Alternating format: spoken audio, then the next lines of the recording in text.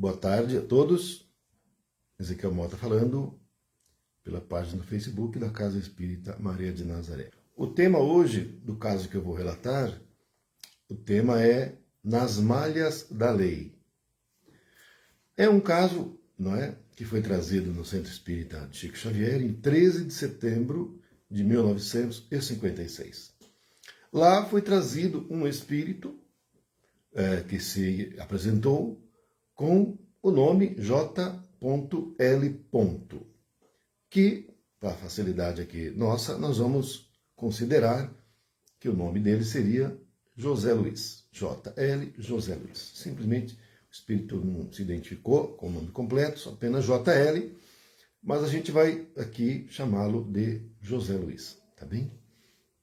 Então, esse espírito, trazido por mentores, né, apresentou o caso da sua última encarnação, né, as suas duas últimas encarnações, e ele relata que ele morava numa família, a mãe, né, ele e uma irmã, nome Olívia, a mãe viúva, não é? E eles eram donos de um comércio, né? Então viviam na região norte do país, né? Região de Recife. E ele relata que viviam relativamente bem, não faltava nada, né? Não havia excesso, né? Grande fortuna, mas viviam relativamente com conforto até. E ele relata que a mãe anelava para ele, para a irmã, né? Casamentos afortunados e que trouxesse a ela netos. No entretanto, quando a irmã Olívia alcançou a mocidade, ela apresentou e deliberou e trouxe ao conhecimento da família a sua inclinação monástica, sacerdotal. Ela pretendia seguir, não é, nas lides religiosas, né, como freira. A mãe não aprovou, né? O irmão também não, mas ela tinha decidido, ela estava decidida. E começou, inclusive, a passar a ficar mais tempo na paróquia da cidade, né? Para iniciar os seus estudos, para, após um determinado período, ela iniciar a sua consagração, né? E os seus votos, né? Num convento. A mãe não aprovou, embora a filha tivesse decidido, e ela assim deliberou, e passava a ficar mais tempo na paróquia, nos estudos, onde ela passava a fazer as meditações, sacramentos, as leituras da Bíblia, e auxiliar em todas as tarefas da igreja, né, ao pároco, cujo nome era Venâncio, um homem honrado, religioso sério, uma pessoa corretíssima, né? A mãe, inconformada, porque ela queria netos, ela queria que os filhos dessem netos para ela, então ela queria ver, o sonho dela era que a filha se casasse, o filho também, formassem suas famílias e buscassem ampará-la, e que o sonho dela era ter muitos netos a rodeando. Entretanto, como a filha decidiu que seguiria a vida sacerdotal, monástica, na condição de freira, isso não aconteceria. Então, o sonho dela, em parte, pelo menos, teria sido tisnado. E ela ficou muito triste, a mãe ficou muito triste, acabou adoecendo por conta dessa sua tristeza e desencarnou prematuramente. Com a morte da mãe, a filha, então, passou a viver a vida na paróquia mais intensamente e acabando por se mudar para a paróquia, que havia acomodações para ela, não é? Separadas, num local separado lá na igreja, onde ela ficava e onde ela passava a vida toda, o tempo todo, lá na igreja. Então ela limpava a igreja, ela cuidava dos paramentos, ela limpava, né? Era quem fazia a abertura, ela inclusive tinha uma voz muito bonita, ela cantava, né? E o padre, uma pessoa corretíssima, né? Que tratava a Olívia como uma filha, não é? não tinha nenhum olhar malicioso, ao contrário, né? Era um homem de Deus. Mas o irmão, que vamos chamar de José Luiz, né? Que foi ele quem trouxe o relato da sua encarnação, ou das suas encarnações, ele não se conformava, ele não tinha aceitado aquela decisão da irmã, e ele começou a falar mal da irmã, o que, na verdade, não tinha nenhuma prova, não tinha fundamento, mas ele começou a falar mal da irmã, que aquele relacionamento com o padre era errado. A irmã dizia que não, que ela simplesmente tinha decidido e que ela queria ser freira. E o irmão não aceitava, a irmã inclusive pediu para o irmão ajudá-la, ao contrário, ele fazia carga contra e começou a espalhar boatos, mentiras, não é? Afiançando, inclusive em cartas que ele espalhava por todos os lugares, afiançando que havia alguma coisa indigna, algum relacionamento, inclusive amoroso, né, do padre Venâncio, com a irmã dele, espalhando aquelas notícias, aqueles boatos, aquelas mentiras, aquelas calúnias pelas cercanias da cidade. Era uma cidade pequena. Em pouco tempo, todos começaram a falar, mas não tinha fundamento. Ninguém podia dizer nada, mas todo mundo, na boca pequena, né, falava, olha, estão dizendo isso, olha, estão falando aquilo, será que é verdade? Mas ninguém ousava, né, falar nada com o padre, porque não tinha motivo, não tinha uma razão concreta. Tudo por causa da calúnia do JL, José Luiz, que ele não aceitava a decisão da irmã de seguir a vida monástica, religiosa. E então, ele acabou deliberando que ele ia pôr um fim naquilo de um jeito ou de outro, não é?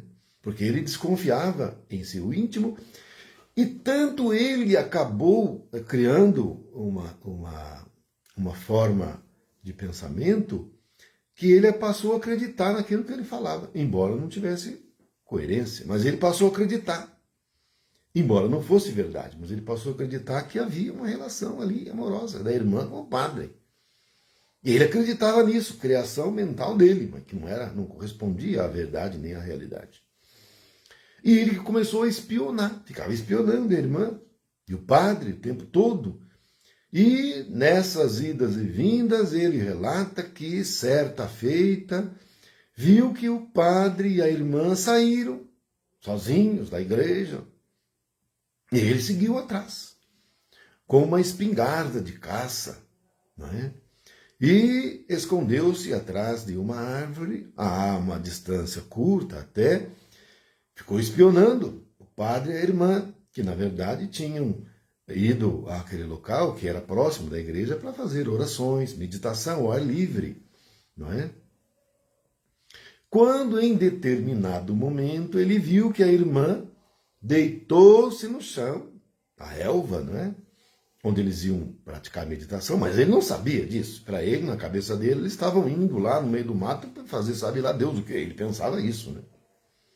Ele pensava isso. Pensava sempre em coisas criminosas, né? E aí, então, ele viu que a irmã deitou-se no chão e ele viu o padre indo ao encontro da irmã dele, a Olívia, não é? Na altura do coração. Ele achou que o padre ia beijar a irmã, vai saber lá o que mais que ele ia fazer, e ele deu um tiro. Apontou a espingarda e disparou um tiro certeiro no coração do padre, que o matou instantaneamente. O padre nem um soluço deu, foi fatal. Pegou no meio do coração, o padre caiu ali, jorrando sangue, né, em cima da irmã. E ele então acabou fugindo dali, ante aquela cena, saiu fugido, e ninguém ficou sabendo, né, quem que atirou. Ninguém soube que foi ele que atirou. Chegando na cidade, ele viu os comentários que o padre tinha morrido e tal, e a irmã então relatou que sofreu um leve desmaio, né, uma perda de consciência, e ela então ficou deitada ali para ver se voltava. Sabe? Quando a pessoa vai desmaiando, a pressão fica fraca, coisa assim. E ela pediu para o padre, então, ajudá-la, não é? E o padre foi auscultar o coração. O padre ficou preocupado, o padre Venâncio. E nisso foi que ele tomou um tiro, porque o irmão da Olívia, o José Luiz, na cabeça dele, estavam fazendo alguma coisa errada, e ele matou o padre, não é? A irmã, por sua vez, com aquela situação, acabou adoecendo, ficou enferma mentalmente e acabou sendo internada, não é? Em uma paróquia em Recife, onde permaneciam irmãs com problemas de sanidade mental, porque ela apresentava, não é, esses sintomas, e ficou lá até o fim de sua vida, que não demorou muito, ela desencarnou em pouco tempo. E eu, José Luiz, né, continuou a vida dele, mas a amargura passou a tomar conta dele, porque o sentimento de culpa começou a invadir o seu coração. Com o tempo, aquela amargura, aquele sentimento de culpa levou-o a adoecer e ele desencarnou. Desencarnado, de imediato ele fala que viu criaturas monstruosas, horrendas, ele fala satânicas, com formas satânicas. O rodearam e passaram a acusá-lo do crime que ele havia cometido. Ninguém sabia. Só ele sabia. Mas essas criaturas, que ele não sabia quem eram, porque ele nem entendeu que desencarnou, o acusavam, inclusive, com minudências de detalhes. Ele não tinha como negar. E ele, então, com um sentimento de culpa atroz, deixou-se imolar. Ele foi preso por essas criaturas que o acusavam, que tinham uma força mental poderosa, botaram uma corrente magnética em seu pescoço e o levaram arrastado para ambientes deletérios. Ele fala que foi levado para um presídio. Ele fala que foi julgado, condenado e que permaneceu em um cárcere, acorrentado, e que lá no cárcere foi se viciado, agredido de todas as formas possíveis e imagináveis. Ele fala que, embora já ciente que estava desencarnado, morto, ele vivia ali como um homem vive na terra, normal, com todas as necessidades, né? As paredes do cárcere onde eles estavam eram paredes impenetráveis, ele não conseguia sair dali. As correntes que o prendiam também, ele não conseguia desfazer-se. Então ele vivia, embora desencarnado, como se tivesse encarnado, como se tivesse em corpo material. Não é? A barba crescia, o cabelo crescia, a roupa se desfazia com o tempo, e eles não davam uma atenção, porque era um cárcere semelhante aos cárceres medievais ou piores, em condições humanas imundas, horríveis, não é? Ele alimentava-se quase que só de pão e água. Ele emagreceu, né? Imagine, o espírito emagreceu. Você vai dizer, mas como é que o espírito emagrece? O espírito nessa condição, ele acha que está no corpo humano. Então ele cria essa condição. E no corpo humano ele vai sentir fome, que ele cria essa condição. Ele vai sentir fome, vai sentir frio, vai sentir sede, ele vai sentir dor dos ataques, dos golpes, e vai sentir o corpo dele definhar devido à alimentação precária. Ele fala que ficou naquele ambiente torturante ao longo de um tempo que ele não conseguiu definir.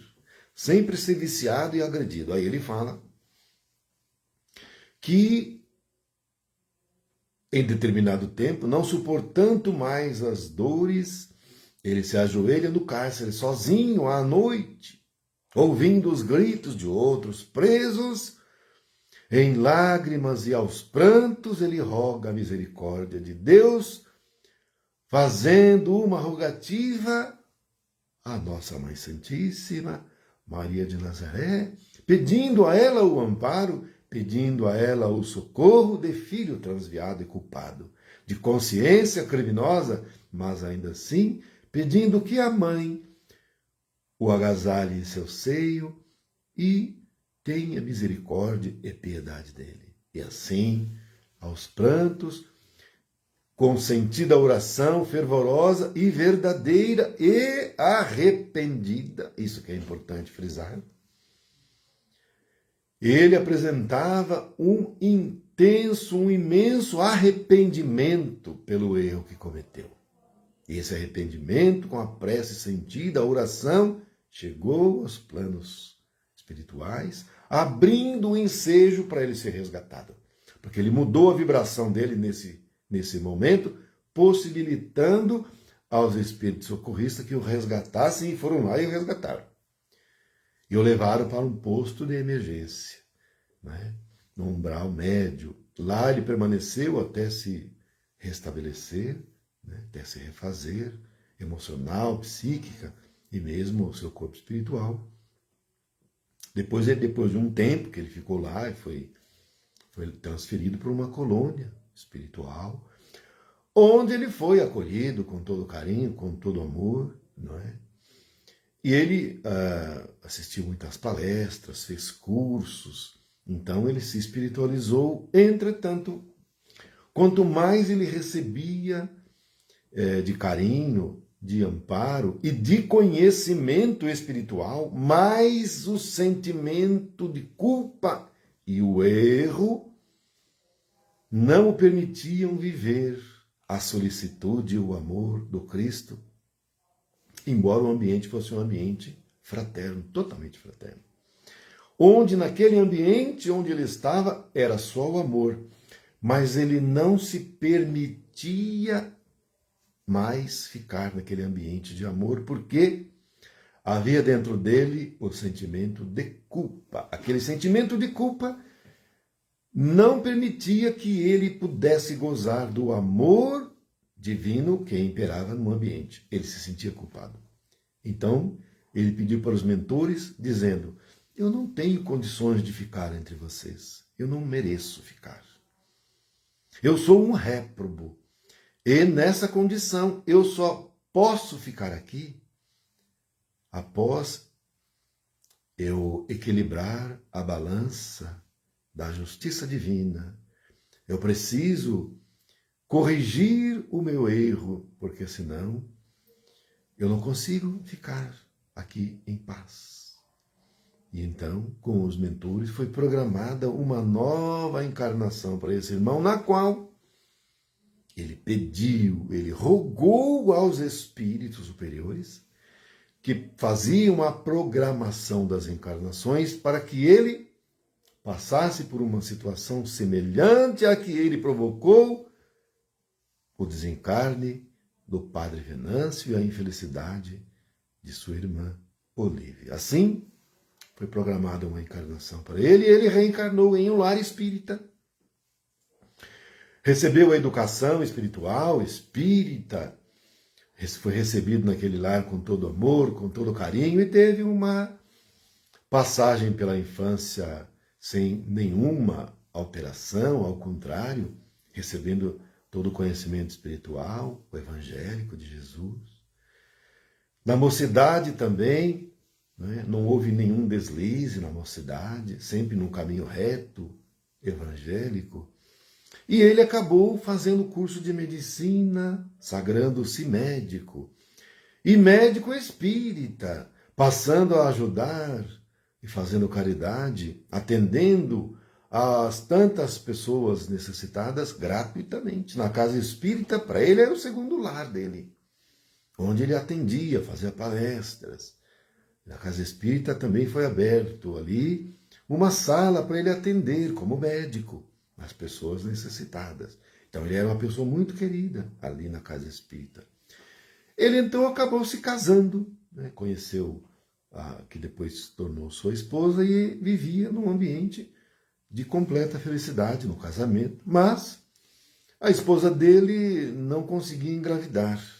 E com isso, o tempo passando, o casal deliberou adotar uma vez que eles não conseguiam ter filhos do próprio sangue.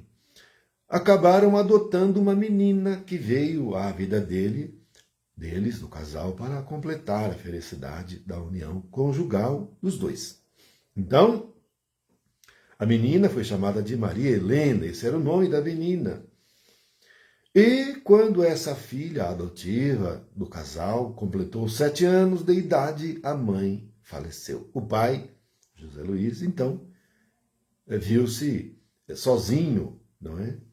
Com a filha adotiva. Todos falaram para ele: olha, você é novo ainda, está com uma menina pequena, né? Uma criança com 7 anos, você precisa casar de novo, porque como é que você vai trabalhar e seus afazeres na casa espírita? Uma criança de 7 anos precisa de uma mãe, você precisa casar de novo. Mas ele tinha uma lembrança muito forte da esposa falecida, não é?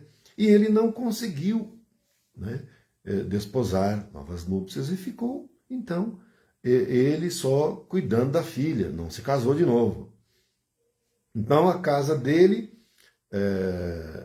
era a casa onde ele vivia, e o segundo lar dele era a casa espírita, onde inclusive atendia as pessoas carentes, né, como médico que ele era. O tempo passou, a menina se tornou uma moça muito bonita, né, uma jovem muito linda, e ele morando na casa com essa jovem, né, como na verdade não era uma filha de sangue, era uma filha adotiva, acabou ali na comunidade onde ele vivia, começando a fazer comentários. As pessoas faziam comentário: por que ele não casou? Está lá com aquela moça bonita, nem é filha dele, não é filha de sangue. Ele não casou porque alguma coisa ele tem de interesse com a filha, com a moça, que é filha adotiva, não é de sangue. E a vizinhança, a comunidade, começou a destilar veneno, calúnias, né? Falando, mas não falavam para ele, falavam entre eles ali. E aí aconteceu que um jovem ali da região interessou-se pela filha dele, né? E a Maria Helena, filha dele, e que interessou-se em desposá-la, né? Entretanto, cartas enviadas anonimamente chegou às mãos do noivo da filha dele, não é? E essas cartas diziam das calúnias, né, que tinha alguma coisa entre ele, pai adotante, e a filha. Esse noivo ficou enciumado, mas como ele tinha se comprometido ao casamento, ele se casou com a filha dele. E ele, com todo o carinho, ofereceu uma parte da residência para os dois morarem, porque eles não tinham uma casa para viver. Então, passaram a morar em acomodações separadas, mas no mesmo terreno ali da casa, da moradia. E os boatos continuavam, falatórios, né? E esse marido da filha começou a ficar realmente bastante enciumado e preocupado. E ele ficava acreditando que poderia ter um fundo de verdade naquilo. Aí, uma certa ocasião, esse cunhado, esse genro, né, precisou viajar, não falou quando que ia voltar. E depois, quando já faltava uma semana, já tinha viajado fazia uma semana, era de noite, já estava de noite, né, tarde da noite, escuro. A filha dele chamou por ele, né, e ele foi lá, ele é médico, né, chegou lá, viu a filha em febre, ardendo de febre, né, a filha estava doente. E a filha pediu para ele fazer uma oração para ela e dar um passe nela, ver se ela melhorava, porque ele era um passista muito poderoso, né? Então ele percebeu que a filha estava com febre e foi dar um passe na filha, a filha deitada na cama. Ele foi dar um passe na filha, então ele passava a mão assim, rente o corpo. E no exato momento em que ele estava dando passe na filha, na área peitoral, o genro chegou. Abriu a porta com violência e ele viu aquela cena. Viu aquela cena e já logo julgou que as calúnias que ele recebia nas cartas era verdade. O genro então sacou de sua arma e disparou vários tiros nele, no pai adotante, que foi morto instantaneamente, caindo morto sobre sua filha. E aí então, desencarnado, ele retorna à dimensão espiritual. Então, com isso, ele se liberta daquela atitude dela da encarnação anterior, né? Que gerou a ele um arrependimento, que promoveu uma nova encarnação, na qual ele pôde se reajustar, não é? Perante as leis divinas, né? Por isso que o título é Nas Malhas da Lei.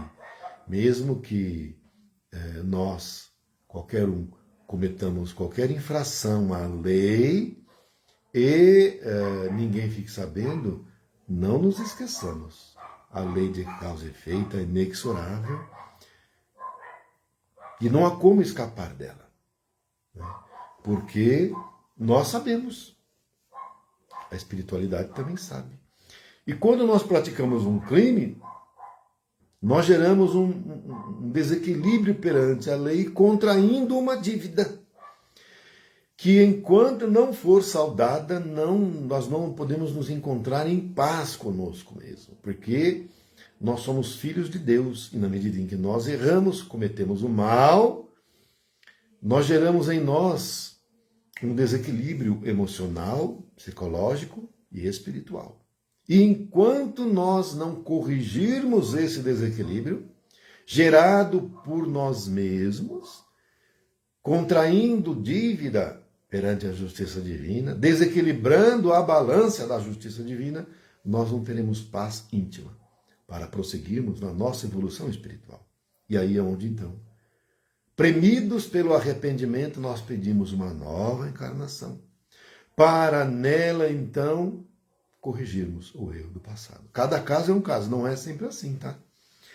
Tem casos em que nós cometemos um erro grotesco, mas nós, na encarnação, desde cedo, começamos a trabalhar no bem, corrigindo no bem os erros do passado. E aí poderá ser que nós passemos por uma dor, mas uma dor menor, não é?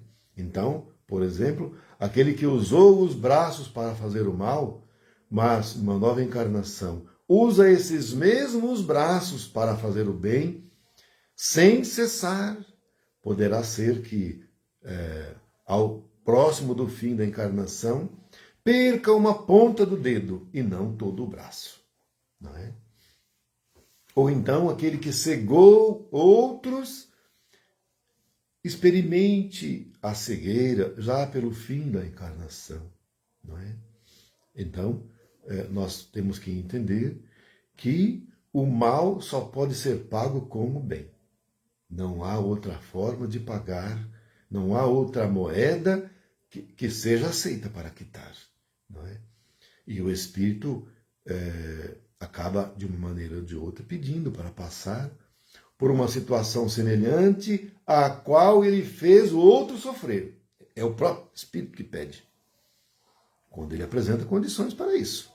Porque quando ele não apresenta, ele entra num processo de expiação, e ele nem tem consciência, e ele só vai reclamar, porque ele não tem consciência. Então ele vai reclamar que está sofrendo, que Deus é injusto. Então, esse é o caso de uma expiação em que o espírito não tem consciência. Não foi, às vezes, nem ele que pediu. Foi uma imposição da lei, não é? E aí, então, esse espírito passa por essas dores, por essas aflições. Mas quando o espírito é esclarecido e está arrependido e pede uma reencarnação reparatória, ele passa pela dor, mas ele abraça a dor. Ele não é injusto. E ele busca amenizar o seu erro fazendo bem, desde logo, não é? Como no caso que nós estamos contando agora desse espírito. E aí, então, nessa segunda encarnação, ele fez o bem e passou pela experiência semelhante a que ele fez passar, e ele se libertou, promovendo para ele novos passos evolutivos. Provavelmente, no futuro, ele iria passar por uma nova encarnação, mas uma encarnação chave naquela o espírito já preparado passa não mais por expiações, mas só por provas. Encarnações-chave, o Espírito não passa por expiações, não é? Mas passa exclusivamente por provas que ele precisa para aferir o aprendizado conquistado. E na medida em que o Espírito consegue, com louvor, passar por essas provas, essas que foram aprovadas e que foram conquistadas com acerto e com louvor, não vai precisar passar mais. E dependendo da condição do Espírito, poderá ser até que ele não precise reencarnar mais compulsoriamente. Aí, esse Espírito reencarnará voluntariamente. Ele mesmo vai avaliar a necessidade de encarnar, mas nada mais vai ser exigido dele. Ninguém vai impor. Mas ele talvez avalie que para dar mais passos na sua evolução espiritual, ele precisa voltar, reencarnar, para passar por certas situações, e aí então cada vez mais o Espírito galga conquistas espirituais e evolui. Então, é isso. Era esse relato que eu tinha para trazer, mas que fique claro para todos nós que das malhas da lei da justiça divina ninguém escapa. Então é preciso que nós vivamos a nossa vida sempre buscando fazer o bem, nunca fazendo o mal, sempre procurando servir e ajudar. Ficamos por aqui. Nós agradecemos imensamente a presença de todos. Vamos fazer uma prece para, então, finalizar. Ave Maria, cheia de graça, o Senhor é convosco. Bendita sois vós entre as mulheres. Bendito é o fruto do vosso ventre, Jesus. Santa Maria, Mãe de Jesus, rogai por nós, os seus filhos, agora e na hora do nosso desencarne, que assim seja. Muita paz. Beijo no coração de todos e muito obrigado e ótimo final de semana para todos. Até a próxima. Marido, e para as 3 amantes, e ela que estava em 5ª dimensão já se predispôs a voltar a reencarnar, o que ela não precisava mais. Não precisava mais. Para voltar a ser marido dele e receber as 3 amantes dele como filhas. Veja bem uma coisa. E isso é que é ser altruísta. Isso é que é ter o sentimento de renúncia e de amor. Não. E o oposto disso é o sentimento de egoísmo, né? Sentimento de orgulho, sentimento de que a gente é melhor do que os outros, que engana os outros, pensa que ninguém está vendo. Nada escapa. Então a gente tem que ter muito cuidado e buscar na reforma íntima, nunca prejudicar ninguém, né? Porque prejudicar alguém você já arrumou inimigo, né? E arrumar inimigo não é só aqui, porque o inimigo desencarna, ele continua a ser inimigo. E vai virar seu obsessor, te perseguir, aí é problema. Então, a gente procurar fazer sempre o bem, na medida do que for possível para a pessoa, mas, sobretudo, buscar se autoavaliar, né? E verificando onde tem pontos falhos, que todo mundo tem, ninguém é perfeito, e procurar melhorar. Né? Fazer o bem, procurar melhorar, ajudar as pessoas, buscar se espiritualizar, é isso, tranquilo, né? A gente vai ficando por aqui, já deu horário, já falhou 2 vezes aí, pausou, né? Mas tá bom. O importante é que deu para falar um pouquinho, o tema é vasto, mas a gente agora, pelo menos, deu uma fechada no que foi possível nesse tema, tá? Então, vamos fazer uma prece para a gente encerrar. Ave Maria, cheia de graça, o Senhor é convosco, bendita sois vós entre as mulheres, bendito é o fruto do vosso ventre, Jesus. Santa Maria, Mãe de Jesus, rogai por nós, os seus filhos, agora e na hora do nosso desencarne, que assim seja. Muita paz e muita luz. Beijo no coração e muito obrigado. Até quinta-feira, se Deus quiser.